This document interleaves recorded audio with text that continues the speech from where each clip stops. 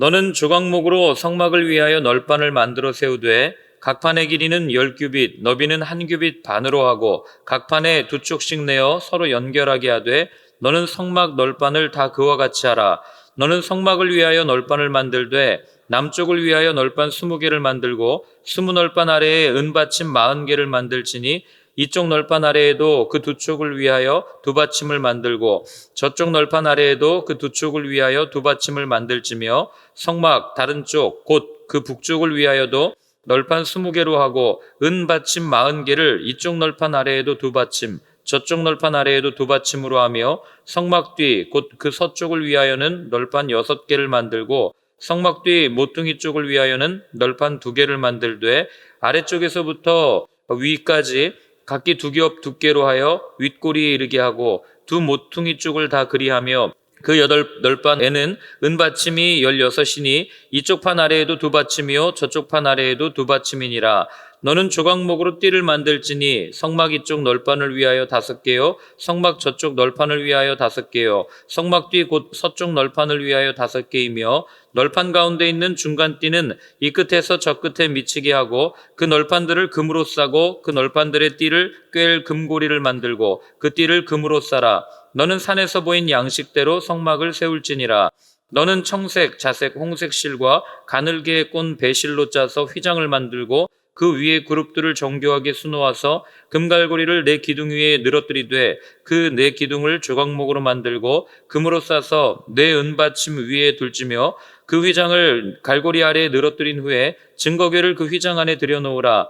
그 휘장이 너희를 위하여 성소와 지성소를 구분하리라. 너는 지성소에 있는 증거궤 위에 속죄소를 두고 그 휘장 바깥 북쪽에 상을 놓고 남쪽에 등잔대를 놓아 상과 마주하게 할지며 청색, 자색, 홍색 실과 가늘게 꼰 배실로 수놓아 짜서 성막문을 위하여 휘장을 만들고 그 휘장문을 위하여 기둥 5을 조각목으로 만들어 금으로 싸고 그 갈고리도 금으로 만들지며 또 그 기둥을 위하여 받침 5개를 놋으로 부어 만들지니라. 아멘. 자, 오늘은 여러분들 이 성막을 만드는데 이 성막 알맹이 말고 이 성막을 둘러싸고 있는 성막 주변에 있는 기둥들, 쉽게 얘기하면 울타리를 만드는 그 장면을 우리에게 들려주시는 겁니다. 제가 깜빡 잊고 어제 이걸 또 손으로 그렸다가 보내드린다고 하고 또 못 보내드렸는데 오늘 안 보내드리길 잘한 것 같아요. 왜냐면 제가 아침에 와서 그 그림을 봤는데 너무 못 그렸더라고요. 이걸 참 알아보실 수 있을까 이렇게 해서 했는데 하여튼 조금씩 성막에 대해서 아실 수 있도록 뭐 그림이나 이런 자료가 있으면 공유하도록 하겠습니다. 자, 그런데 이 테두리가 없으면 성막의 알맹이만 딱 있으면 우리가 그냥 생각할 때 얼마나 많은 위험에 노출될 수 있겠어요. 이 성막의 테두리, 울타리는 여러분들이 보시면 알겠지만 아주 촘촘하고 그리고 적당한 높이에 그리고 넘어지지 않도록 아주 튼튼하게 만들어졌다는 것을 알게 됩니다. 자, 어제 제가 그 말씀드렸죠. 우리가 성전이라고 말씀을 드렸습니다.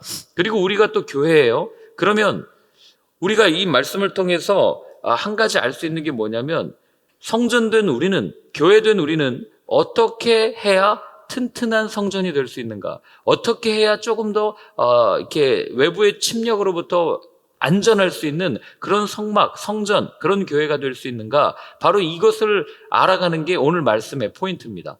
자, 우리 15절부터 17절까지요. 다시 한번 읽겠습니다. 읽습니다. 너는 조각목으로 성막을 위하여 널판을 만들어 세우되 각 판의 길이는 10규빗, 너비는 1규빗 반으로 하고 각 판에 2쪽씩 내어 서로 연결하게 하되 너는 성막 널판을 다 그와 같이 하라. 아멘. 자, 널판을 만들어가지고 조각목으로 이제 널판이라는 얘기는 그 울타리 기둥 있잖아요. 기둥. 그 기둥을 얘기하는 거예요. 이렇게 하나씩 세우는 거. 이걸 하는데 여러분들이 여기에 동그라미 치셔야 될 단어가 뭐냐면 연결이라는 단어예요. 17절에 나와 있는 연결되었다. 자, 각 조각목들이 끈으로 다 연결되어 가지고 이렇게 딱 든든하게 서 있는 그런 모습을 우리에게 연상시켜 줍니다.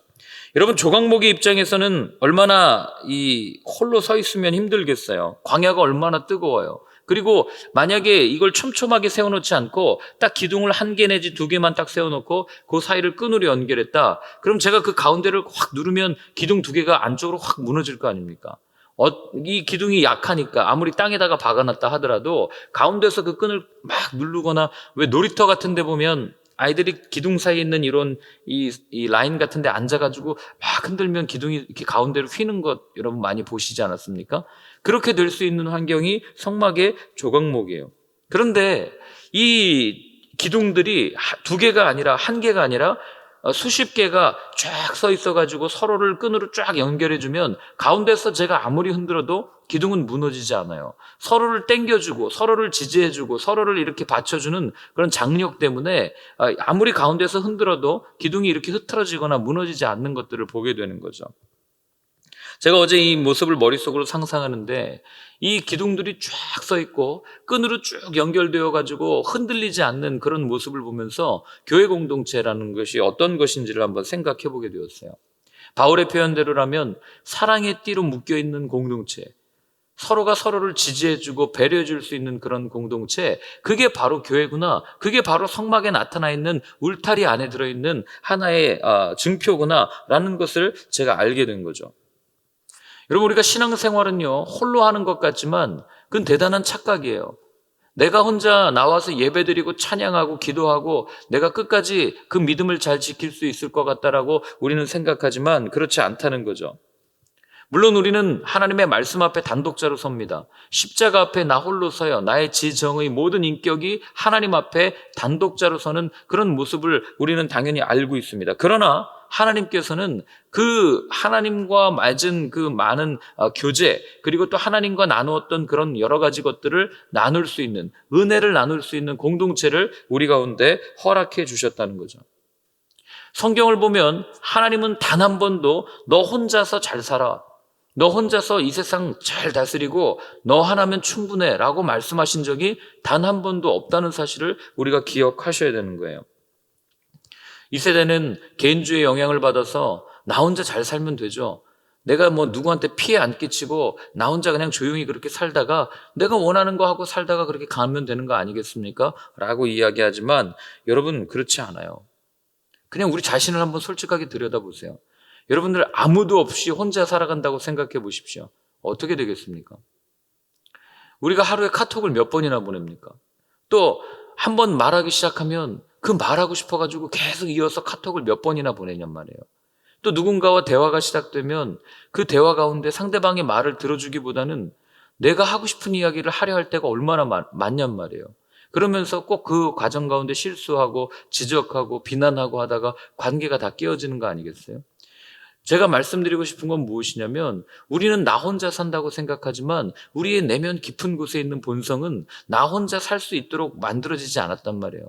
나 혼자서 무언가를 하고 산다? 나는 홀로 고독을 즐기는 사람입니다. 여러분, 그렇게 한번 살아보십시오. 어떻게 되나? 결국 나 혼자 세상을 살아간다는 사람들의 끝은 별로 그렇게 썩 좋지 않습니다. 결말이 다 안 좋아요. 뭐 정신병에 걸리든지 안 좋은 선택을 하든지 다 그렇게 되는 거 아니겠어요? 하나님은 우리를요, 하나님의 영을 닮은 존재로 창조하셨죠. 그런데 우리의 모습을 따라 우리가 만들자. 그런데 우리의 모습은 어떤 모습이에요? 삼위일체 하나님이 완전한 사랑의 관계로 하나 되어 있는 그 모습을 따라 우리를 만드셨단 말이에요. 그렇기 때문에 우리는요, 태어나면서부터 누군가와 관계를 맺고 그리고 또 우리의 삶 속에서 홀로는 존재할 수 없는 그런 뿌리가 우리 가운데, 그런 씨앗이 우리 가운데 심겨져 있단 말이죠. 하나님도 성경을 보면요, 뭐 개인 선지자에게 그 말씀을 주신 것 같지만 단 한 번도 개인에게 주신 말씀이 아니에요. 그 선지자를 통해서 한 민족에게 주셨던 말씀이고 또 그 선지자를 통해서 다른 민족에게 주셨던 말씀이고 이걸 우리가 놓치면 안 돼요. 예수님도 마찬가지입니다. 제자 한 명에게 말씀하신 적이 없어요. 다 그 말씀을 들었던 제자 공동체가 있었고 그 공동체를 위해서 예수님께서는 나중에 요한복음에 보면 그 대제사장적 기도라고 불리우는 요한복음 17장에 보면 제자들을 위해서, 공동체를 위해서 중보하시는 것들을 보게 됩니다. 그러니 여러분, 우리가 홀로 신앙생활을 한다 이런 생각은 버리셔야 돼요. 나는 교회 가면 누군가 나를 알아보는 게 귀찮고 나 혼자 그냥 조용히 왔다 갔다 하고 싶은데, 여러분, 그러면 그냥 집에서 혼자 온라인으로 예배드리죠. 뭐하러 교회 나옵니까? 중요한 건 교회가 교회다워지기 위해서, 우리가 성전이라고 그러는데 성전이 성전다워지기 위해서는 나 홀로 하는 것이 아니라 주변에 있는 형제 자매들과 함께 그들을 보듬어가면서, 또 때로는 내가 도움도 받고, 그게 이 기둥들이 서 있고 끈으로 연결되어 있는 그런 모습이 우리한테 들려주는 것 아니겠어요? 그래서 전도자는 이렇게 말합니다. 한번 성경 찾아보시겠습니까? 전도서 4장, 구약성경 전도서입니다. 네, 전도서 4장 11절, 12절 말씀이에요. 같이 한 목소리로 읽겠습니다. 또 두 사람이 함께 누우면 따뜻하거니와 한 사람이면 어찌 따뜻하랴. 한 사람이면 패하겠거니와 두 사람이면 맞설 수 있나니 세 겹줄은 쉽게 끊어지지 아니하느니라. 아멘. 이 삼겹줄이라고 하는 거죠. 혼자 기도하는 것보다 누군가 내 옆에서 나를 위해서 또 나와 함께 같이 마음을 모아서 기도하는 것. 여러분, 그 나무젓가락도요, 하나 있을 때는 제 손가락 사이에 딱 껴가지고 이렇게 무릎에 탁 치면 탁 부러져요. 그런데 이게 2개까지도 되더라고요. 근데 3개부터는 안 됩니다. 물론 이 힘이 좋으신 분들은 될 수 있겠지만, 내 힘을 넘어서는 일정량 이상의 나무젓가락이 제 사이에 딱 끼면 아무리 쳐도 내 손이 부러지지 나무젓가락이 부러지지 않는다는 거예요. 하나님이 이 원리를 알고 계셨어요. 그래서 하나님은 이 세상을 만들 때 다양하게 만드셨고, 그 다양성 가운데 함께 통일성을 유지하도록 만드셨고, 그리고 함께 손을 붙잡고 함께 울고 함께 우는 공동체, 그런 공동체가 교회 공동체다라는 것을 우리에게 알려주셨고, 그런 공동체가 하나님의 나라라는 것을 구약 성경 전체를 통해서 알려주고 있는 겁니다. 자, 26절부터 30절까지 같이 한번 읽습니다. 너는 조각목으로 띠를 만들지니 성막 이쪽 널판을 위하여 5개요, 성막 저쪽 널판을 위하여 5개요, 성막 뒤 곧 서쪽 널판을 위하여 5개이며, 널판 가운데 있는 중간 띠는 이 끝에서 저 끝에 미치게 하고, 그 널판들을 금으로 싸고, 그 널판들의 띠를 꿰 금고리를 만들고 그 띠를 금으로 싸라. 너는 산에서 보인 양식대로 성막을 세울지니라. 아멘. 자, 하나님께서 성막을 지으라고 했는데, 특별히 이게 이제 울타리에 잘 나오는데요. 이 남쪽과 북쪽에 20개씩 이 기둥들이 들어가요. 그 간격도 정확합니다. 그리고 그 줄 길이도 정확해요. 그러니까 딱 보면 아주 기둥들이 이 남쪽에 20개, 북쪽에 20개거든요. 20개의 기둥들이 일렬로 아주 정확한 간격에 따라서 쫙 서 있는 질서정연한 모습을 우리는 보게 되는 겁니다. 이걸 보면서 여러분, 우리가 알 수 있는 게 뭐예요?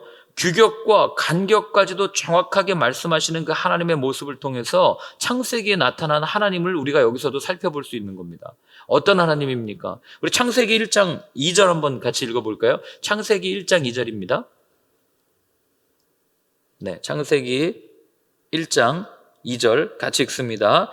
땅이 혼돈하고 공허하며 흑암이 깊음 위에 있고 하나님의 영은 수면 위에 운행하시니라. 아멘. 자, 뭐라고 되어 있습니까? 땅이 혼돈합니다. 공허해요. 어둠 가운데 있습니다. 흑암 가운데 있어요. 아무것도 무언가 제대로 돌아가는 게 없어요. 그때 하나님께서 어떻게 말씀하십니까? 빛이 있으라 말씀하시니까 그 가운데 빛이 있고, 물이 있으라, 그다음 궁창이 나뉘어라, 땅이 있으라. 하나님께서 말씀으로 세상을 창조하시고, 하니 세상 가운데 모든 질서가 아주 질서정연한 모습으로 딱 탄생되는 거 아닙니까?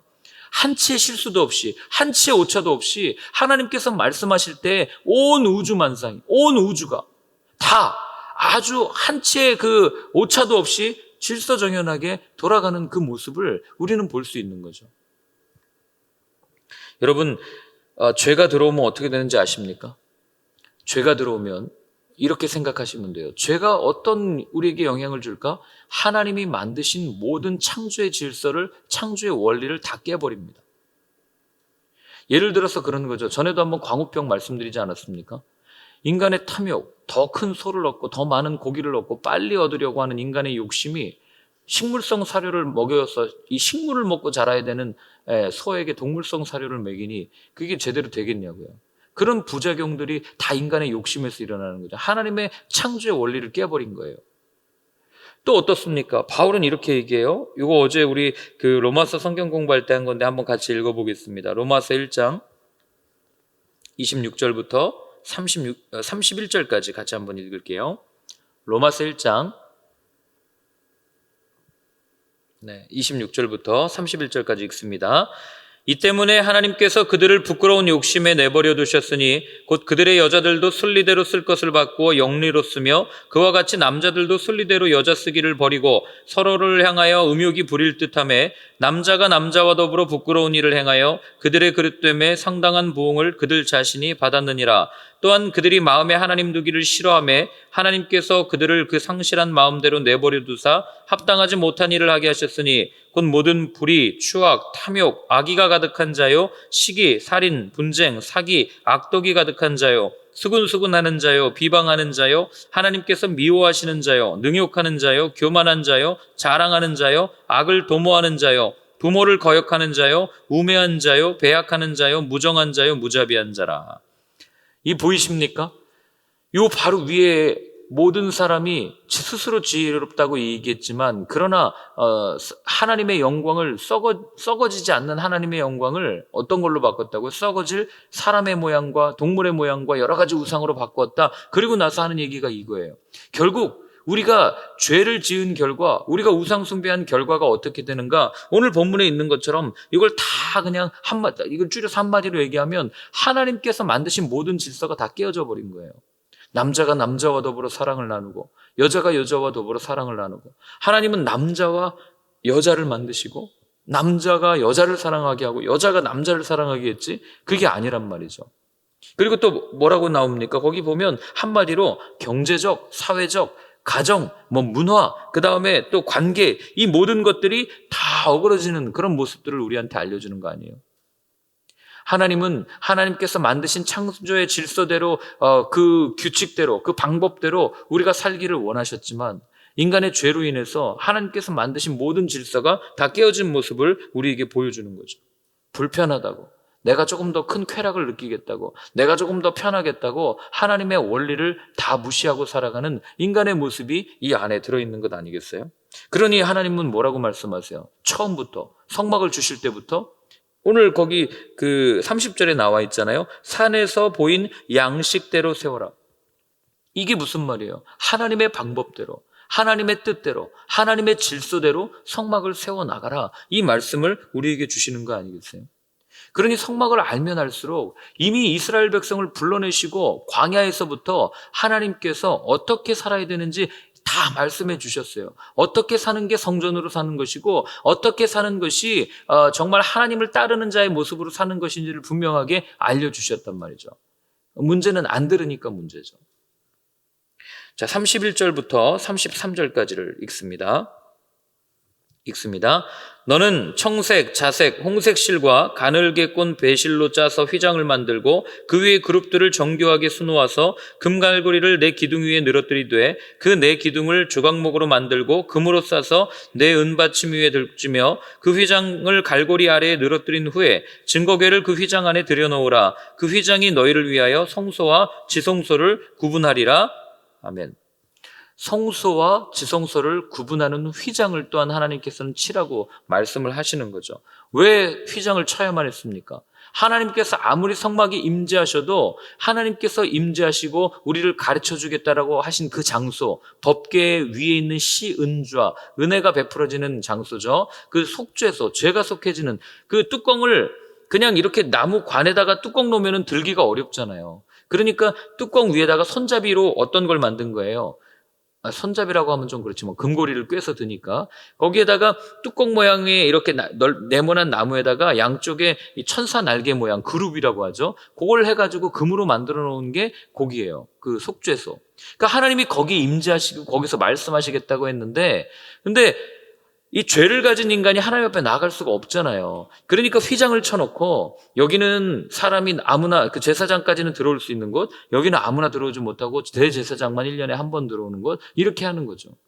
오늘날 많은 교회들이 강단 같은 데 보면 빨간 카페트 깔아놓고 이걸 분리시켜 놓은 이유가 이게 뭐예요? 그리고 또 오래된 교회 가면은 뒤에 이렇게 십자가 세워놓고 거기 빨간색 커튼 쫙 쳐 있죠. 그거 왜 그렇게 합니까? 휘장을 상징하는 거예요. 그런데 어떤 교회는 또 가면 이 강대상에는 아이들 못 올라오게 하죠. 또 신발도 벗고 그 슬리퍼 신고 맨발로 다니게 하고 여기는 아무나 오지 못하는 거룩한 곳이야 이렇게 생각합니다. 뭐 하나님을 그렇게 뭐 생각한다는 건 참 좋은 면이지만, 그러나 여러분, 예수님께서 돌아가시면서 휘장이 찢어지고 그 모든 공간 경계가 사라졌는데 그렇게 구분한들 무슨 의미가 있겠어요? 그렇게 구분해 놓으면 좀 더 거룩해 보입니까? 우리가 이런 본질들을 한번 생각해 볼 필요가 있는 거죠.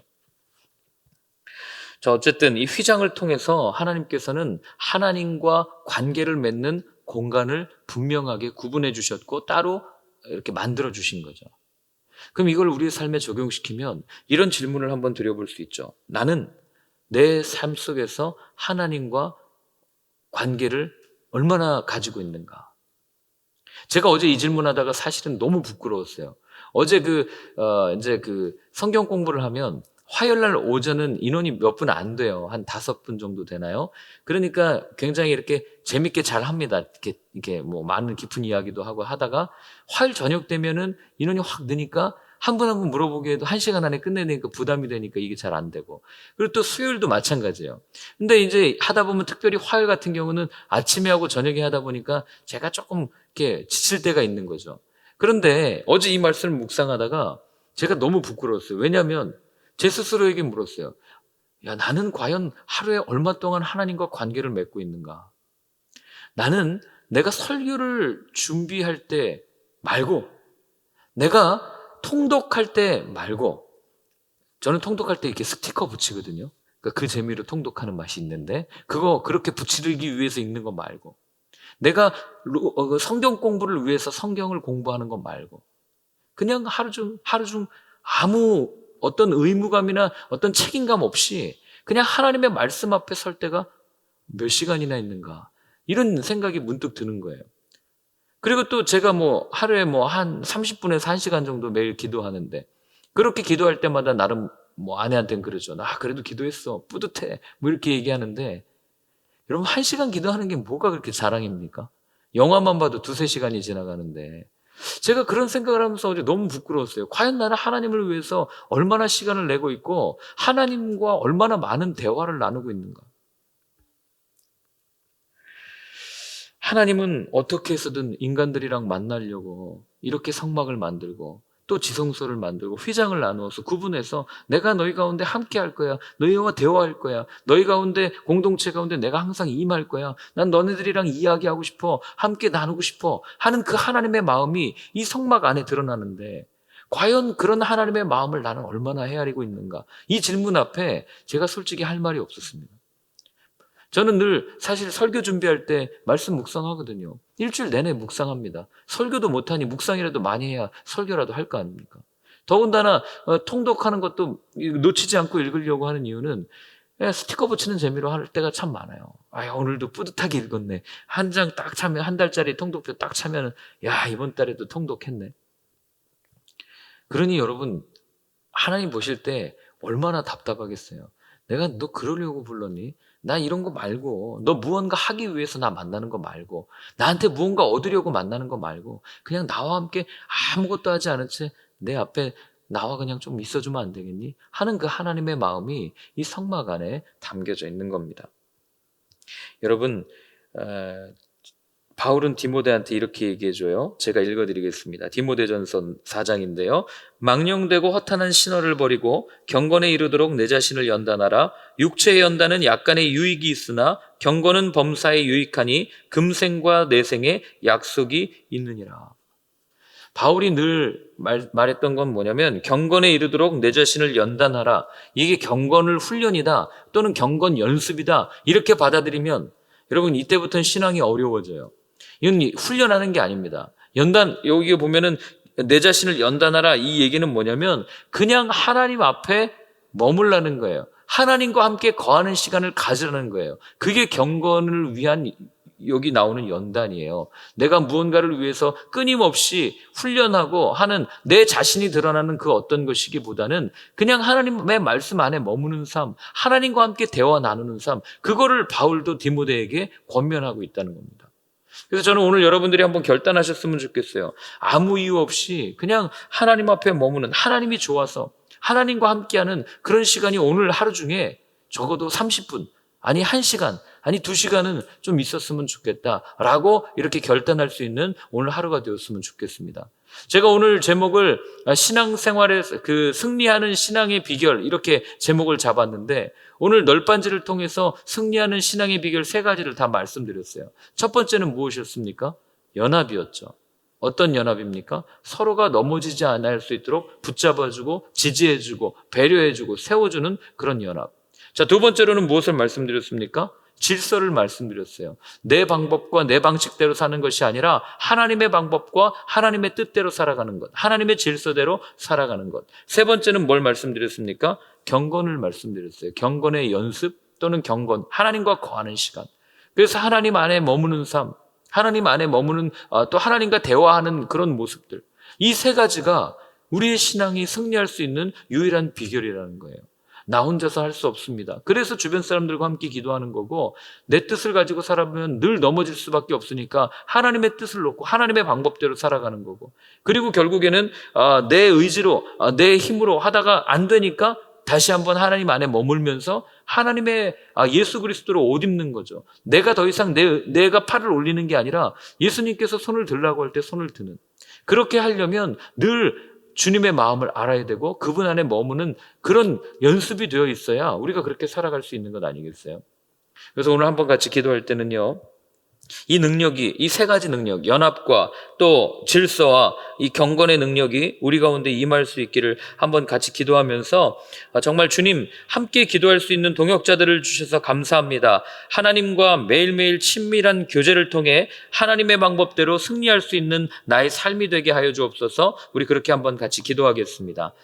하나님 아버지, 오늘도 성막의 널판을 통하여 기둥들을 통하여 우리가 어떻게 신앙생활에서 승리할 수 있는지를 함께 나누었습니다. 하나님, 우리가 먼저는 하나님 안에 머무는 그 연습이 되었기를 원합니다. 늘 하나님과 함께 더불어 살아갈 수 있기를 원합니다. 내 생각이 하나님의 생각이었으면 좋겠습니다. 아니, 하나님의 생각이 내 생각을 완전히 뒤엎었으면 좋겠습니다. 하나님 또한 우리가 서로 연결되어야 합니다. 서로 연합되어야 합니다. 서로 함께 손을 붙잡고 가야 합니다. 나 홀로 살아가는 것이 아님을 다시 한번 알려주시니 감사합니다. 하나님, 정말 저희들 이 3가지 방법, 하나님의 방법, 하나님의 뜻대로 살아가는 이 모든 것들 주님 앞에 내어놓습니다. 오늘도 이렇게 결단하며 나아갈 때 하나님, 우리의 믿음이 흔들리지 아니하고 우로나 저로나 치우치지 아니하고 하나님께서 원하시는 대로 올바로 곧게 걸어갈 수 있는, 그래서 십자가를 지고 골고다 언덕을 향하여 주님과 날마다 함께 대화를 나누며 함께 지고 걸어갈 수 있는 저희들의 삶이 될 수 있도록 주님 도와주시옵소서.